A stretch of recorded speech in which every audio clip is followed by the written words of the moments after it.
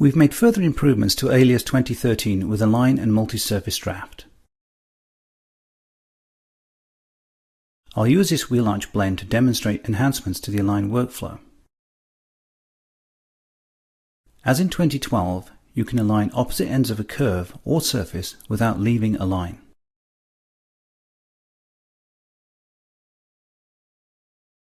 However, now I can continue to make adjustments to each align without leaving the tool and using Query Edit on each align.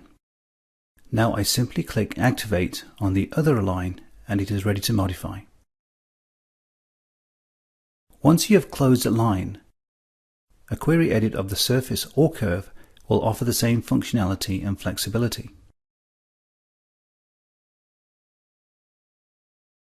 There are two additional changes to note on Align. When the alignment type is set to project, Alias will use the current coordinate system for X, Y, and Z projections. If a construction plane is active, it will be used rather than the global axis.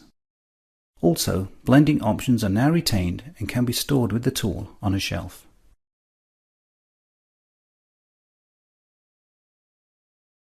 In Alias 2013, Multi-Surface Draft works similar to Alias 2012, but with some new features and improved functionality. I'll show the improvements on this opening in a rear fascia. With Chain Select checked, I'll create a simple draft surface in the X vector. Now I can quickly make changes to the length, angle, and direction of the drafted surface through direct manipulation of these manipulators, without the need to make further selections in the control window as before. Adjust the length by dragging the arrow.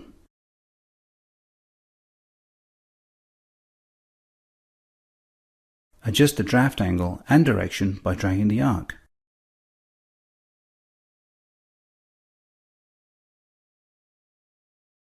You can enter exact values in the control window. Add additional manipulators by shift-clicking the input curve. Move them by dragging the dot at the base of the manipulator. Remove them by shift-clicking the dot at the base. The Draft Vector Manipulator is a new feature for adjusting draft vector options. The manipulator displays automatically in draft mode. By dragging the red, green, or blue arc, or clicking an arc and entering a value in the prompt line, you can change the vector to, for example, a specific dipole vector. In this case, I'll tip the manipulator up 10 degrees in the X direction, and I'll also add 5 degrees draft. As with Align, it's important to note that the multi-surface draft uses the current coordinate system for X, Y, and Z. If a construction plane is active, it will be used instead of the global axis and will likely give unexpected results. Intersurface continuity has been added in the Control Options section. As the name suggests, this feature displays the tangent continuity between draft surfaces. With this option selected, you can set a tangent angle maximum. Continuity will not be checked beyond this value as a break may be intentional. In the fascia example, I have green T's because the tangent angle is less than the tangent angle maximum and the construction option setting of 0.05. In this other example, I have intentionally broken tangency by 4.95 degrees. Because this exceeds the tangent angle maximum of 4, no report is given. If I change the maximum to 5, the tangency is measured. A red T displays because I am within the tangent angle maximum and greater than the construction setting.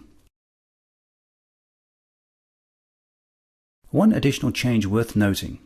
Auto Recalc has been renamed Auto Update, as it has been in all other instances for Alias 2013.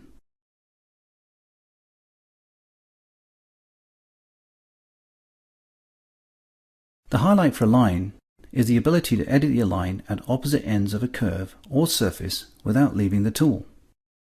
And for multi-surface draft, being able to quickly edit length, angle, and direction with the new manipulators.